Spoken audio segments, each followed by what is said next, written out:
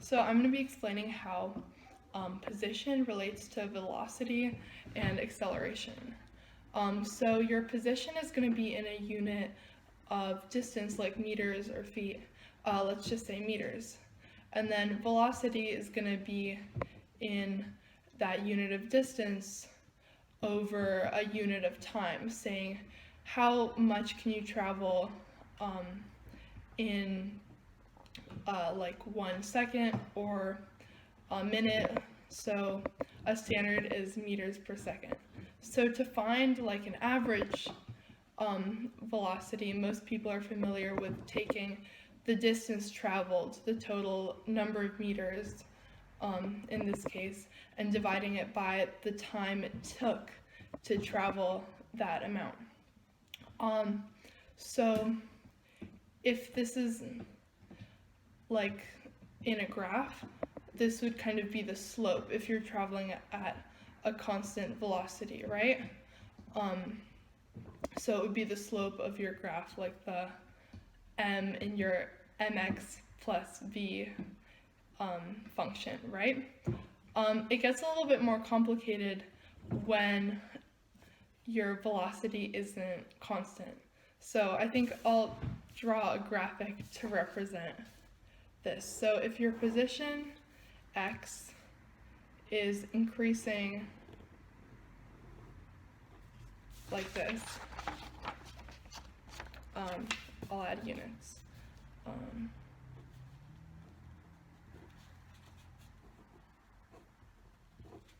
So on this axis we have time in seconds, and on this one we have distance in meters.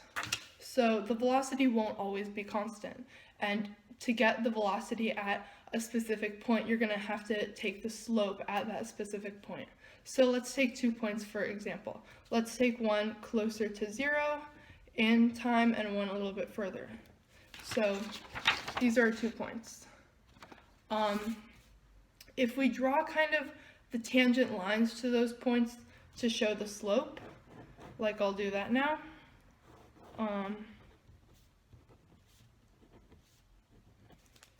You can see they're very different.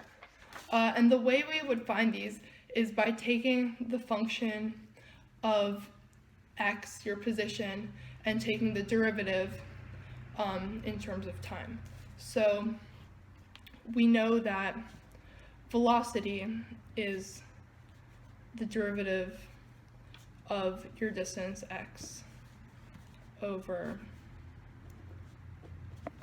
like this. So since your original velocity is going to be in meters, your result will be in meters per second, like this. And that meters per second, the meters in that meters per second comes with your y-axis value of distance, and then the seconds comes from your x-axis value of time in seconds. So from there, acceleration, you can do something similar. So if we, from this original graph, take a graph of velocity by graphing what we got for velocity from the original graph with time as the x-axis variable.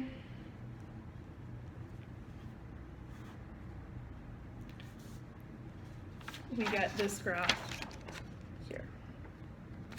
So to get acceleration, acceleration is in meters per second squared. So it's measuring the change in velocity over time, right? So to do that, we're going to need to do the same thing and take the derivative of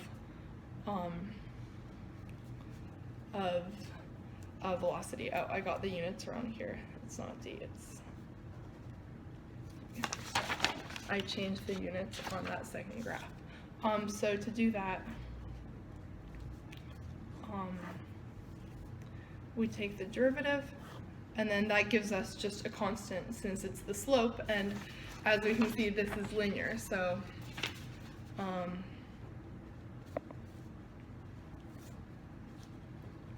we know that acceleration is the derivative of velocity in terms of time, like this. So let's do an example problem. So we're going to do this example AP problem right here. It's a plane starts at rest on a runway. For the first 30 seconds, the plane's acceleration, a, is given as a function of time, t, by the equation a equals beta t squared, where beta equals 1/90 meters per second to the fourth, and t is in seconds. So what's the plane's speed at 30 seconds? So to do this, we know the equation for our acceleration. Acceleration is equal to 1/90 t squared, like this. So we're going to do the reverse of what I just explained and convert acceleration into velocity and then into position, or I guess just into velocity since we don't need position for this problem. So the opposite of a derivative is going to be an integral. So we're going to integrate this in terms of time, right? So we want this integral.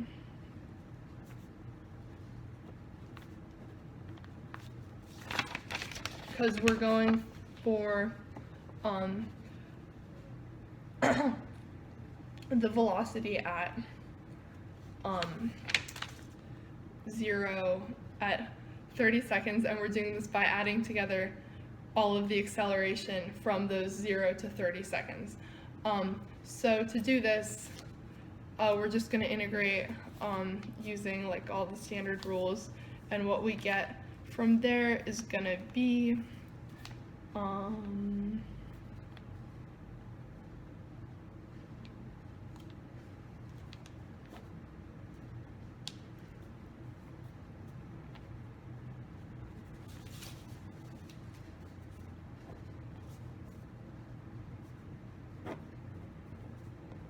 is going to be this. And that's because 90 times 3, which is our denominator there, is 270. And so from here we just get 30 to the third power over 270 is going to be our velocity. And the math on that is that's, if you do that whole thing, it's equal to 100 meters per second. So our answer there is going to be C, which is 100 meters per second.